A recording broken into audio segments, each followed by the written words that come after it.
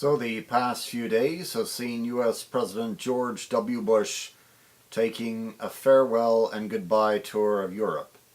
No doubt, as far as many of the European Union leaders are concerned, it is a good riddance tour for George W. Bush. Mr. Bush was undoubtedly surprised when he visited 10 Downing Street in London and discovered that Tony Blair was no longer the Prime Minister of Great Britain. In other news, Russian Prime Minister Vladimir Putin continues to show that he is the real master and lord of the Kremlin. Mr. Putin visited Paris, France, and consulted with French President Nicolas Sarkozy.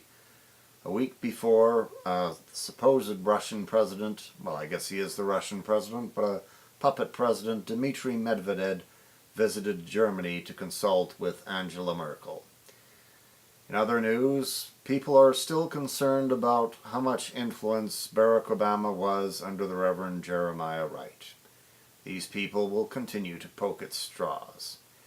If they really want to ask serious questions, they should ask what influence Oprah Winfrey has on Barack Obama. Of course, Obama probably does not take that much advice from Oprah Winfrey.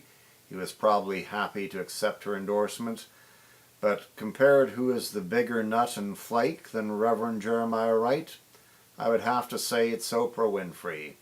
Oprah Winfrey continues to promote A Course in Miracles on her satellite network. A Course in Miracles was a course formulated back in the 1960s by an atheistic Jewish psychiatrist named Helen Schucman, who claimed to receive a visitation from Jesus. Now, if an atheistic Jewish psychiatrist actually wrote down and took dictation from Jesus, in my opinion, that would be a case that this psychiatrist was in drastic need of psychoanalysis herself. Oprah also continues to promote Eckhart Tolle, a man whose book is entitled A New Earth. One time, people like Mr. Tolle, whose visions of Earth were kept in padded cells in insane asylums. Today, they're promoted on the Oprah Winfrey Show, the world's most crowded and globally accessible insane asylum. Mr. Tolle's nonsense is, of course, not new.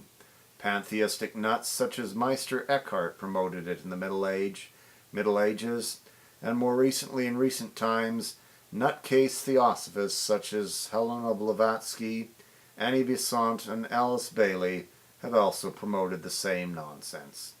So the news media would be wise to ask how much influence Oprah has on Obama rather than Jeremiah Wright.